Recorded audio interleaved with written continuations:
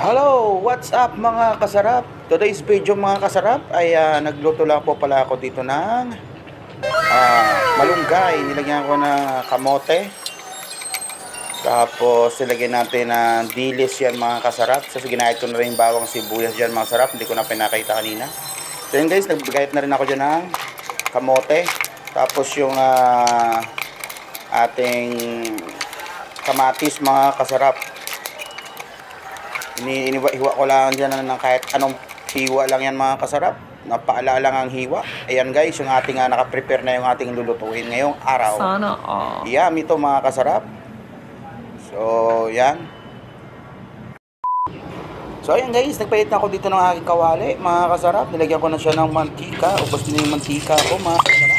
Lagay na ako ng bawang. Binikos-mekos ko lamang po ito. Hanggang mag golden brown lang siya ng konti.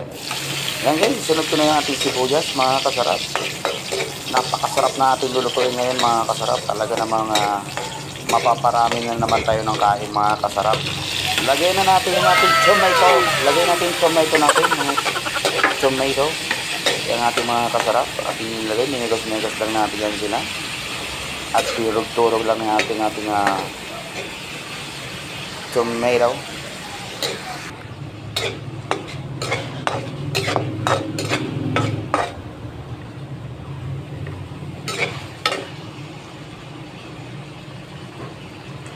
So yun guys, nilagay na natin yung ating malunggay dito mga kasarap. Bali sinunod ko, pinagsama ko na yung nilagay yung aking kamote mga kasarap kasi medyo matigas yun, matagal yung palambutin. So pinagsabay ko na silang ilagay yung aking kamote at yung aking malunggay mga kasarap. Yan guys, apaw na pala dun sa aking kawali yan mga kasarap. Akala ko konti lang, yung pala mapaw. Yan. Nagkandatapon-tapon na nga yan dyan mga kasarap yung iba. So nilagyan na natin siya ng tubig mga kasarap. Yan. From galing yan tubig niyan sa Pasig River. Yan mga kasarap yung ating tubig niyan.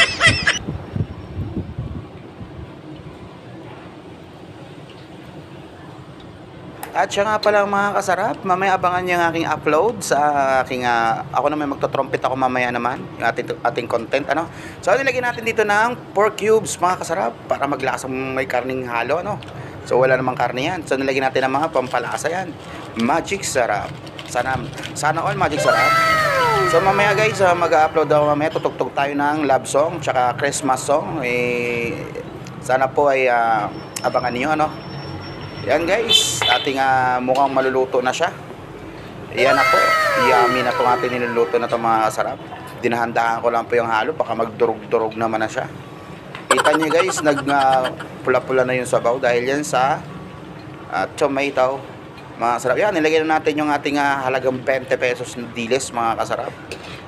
Yan, malilit na dilis, sarap niyan mga kasarap.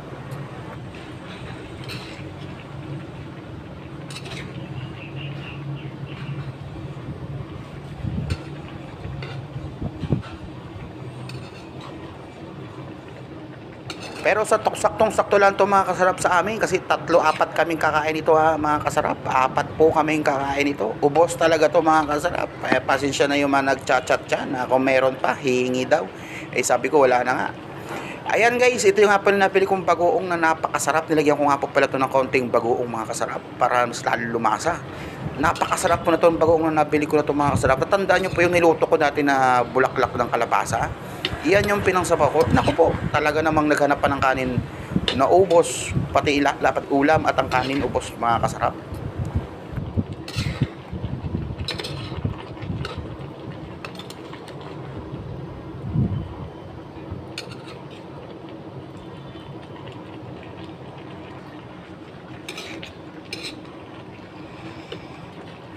Yun guys, kaya naman nag-tabs mark na ako dyan, Mark. Nag-like na ako ng aking kamay dyan mga kasarap. Ibig sabihin yan, tapos na yung ating niluluto mga kasarap. Maraming salamat po sa inyong panonood mga kasarap. Kain tayo!